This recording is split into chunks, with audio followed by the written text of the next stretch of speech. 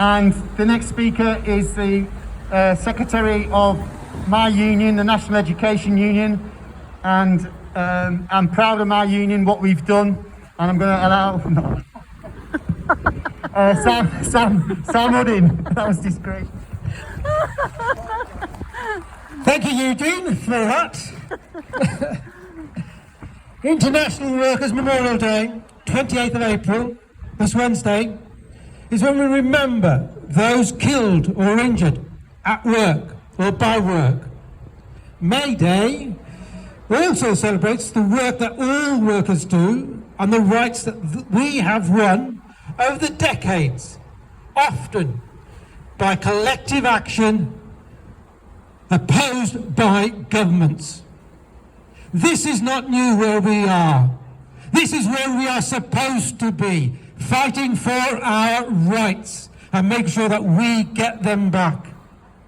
But the Police Crime Sentencing Courts Bill being pushed through by this government is yet another attempt to silence the voices that call for better conditions for all workers, for all citizens, and for the National Education Union, for all our children. Since last spring, COVID-19 has focused everyone's minds on the link between health and safety at work and the wider public health and how essential key workers are to the very fabric of society. It's been mentioned time and time again. It's shown that we need NHS staff, critical to fighting the pandemic.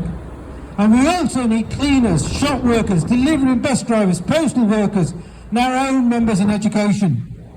Fundamental to the success of all public sector areas are workforces supported by immigrants from abroad.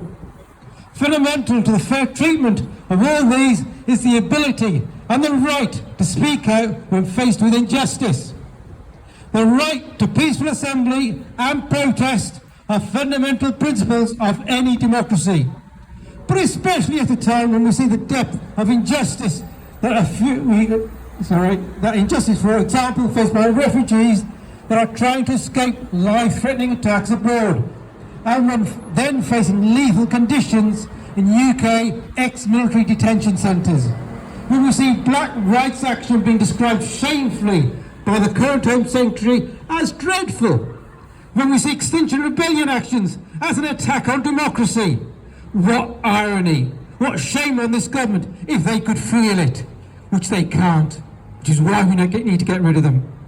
No shame recognised even when Sarah Everard vigils were criticised under the pretence of fear of the spread of COVID-19. That was shameful.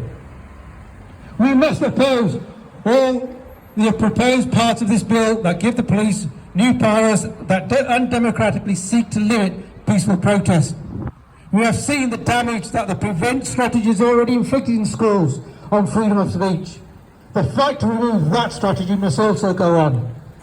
As local secretary of the National Education Union, I am proud that the NEU has agreed formally at its recent annual conference to oppose this bill, and we will continue to relentlessly look after the health and safety and welfare and lives of all our children and our staff across the district, across the region, across the countries. And we celebrate that ongoing commitment this year on International Workers' Memorial Day. Knowledge is power. Solidarity.